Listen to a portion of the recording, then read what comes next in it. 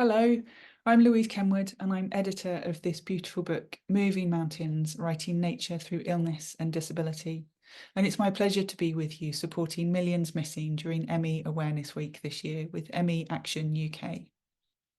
Today, I'm delighted to be introducing Feline Charpentier. Feline was born in Germany and grew up in Snowdonia. She has 3 children and now lives in Devon. Writing both fiction and non-fiction, Feline was shortlisted for the inaugural Curie Prize in 2023, and her short story was published with Reynard Press. She's currently working on her first novel. Thank you, Feline. Beats per minute. Beats per minute. You swear you have a handle on this. You're not going to let a little setback send you crazy. Everyone has shit to deal with, right? Especially now, with the world going to hell in an especially rickety handcart, at full tilt. Just because it's taking a few years to get over a virus doesn't mean you have to reassess your whole life and every decision that got you here. Except, of course, that's what you do with all that time you have, lying in bed, unable to read or watch reruns of terrible TV. Even doom-scrolling Twitter is off the agenda on bad days. Instead, you take to doom-scrolling your own life, the catalogue of things to regret or become wistful about, becoming one long infinite scroll behind your closed eyes. Your mental thumb cannot help itself. Eventually, you run out of imagery and the adverts pop up, fine-tuned to your own particular hell. You bought a cheap watch that gives you data about your failing internal system. Instagram told you it was the best one for the price. It's aimed at those who want to get fitter, thinner, better. It doesn't have a function for barely surviving. But you're only interested in the pulse rate anyway. Apparently, if you stay within your envelope, work out your maximum BPM, then you'll be fine. You do complicated calculations, set alarms, tick a box to agree that your data can be sold to the highest bidder. You are strapped in, suddenly a measurable entity. You work out that climbing the stairs too quickly can take you way above your envelope, which means there'll be payback tomorrow, maybe the day after. Your resting rate is an ordinary human's catatonic state. You have ME, CFS. The virus that brought it, not the one everyone else was so afraid of. The timing terrible, ironic even. You are bed-bound. Your bed holds you, keeps you safe from yourself, from your brain that works all the time to sabotage your body.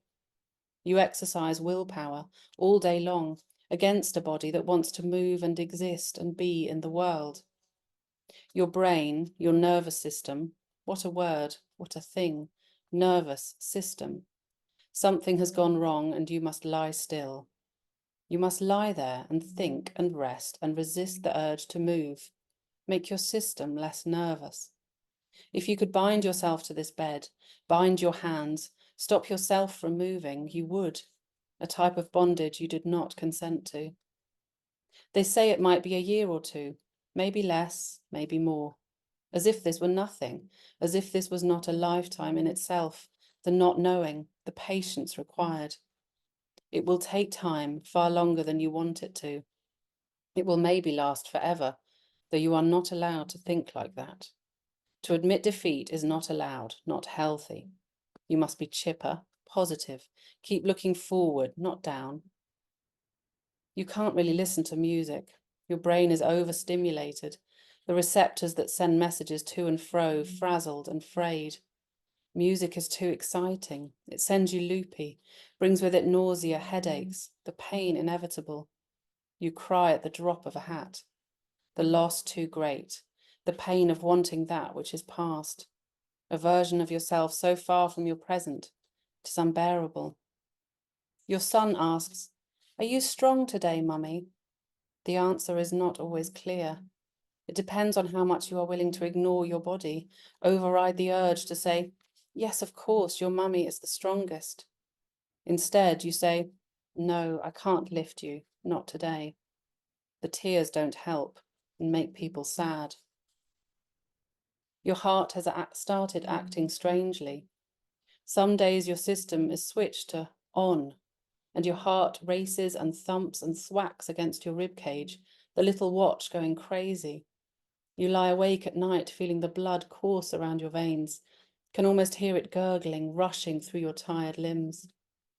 And then, somewhere, a switch is flicked, and everything slows to a trickle. You are off. Your heart can barely bring itself to beat at all. The muscle tired. You feel your chest ache.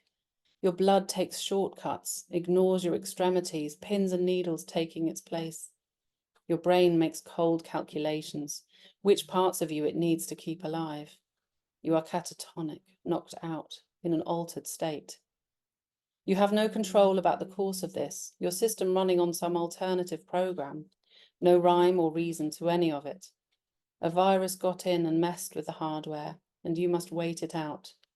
You don't even know if it's still in there, this tiny viral saboteur, or if this is just your hibernation state, your body and brain learning how to recover the system.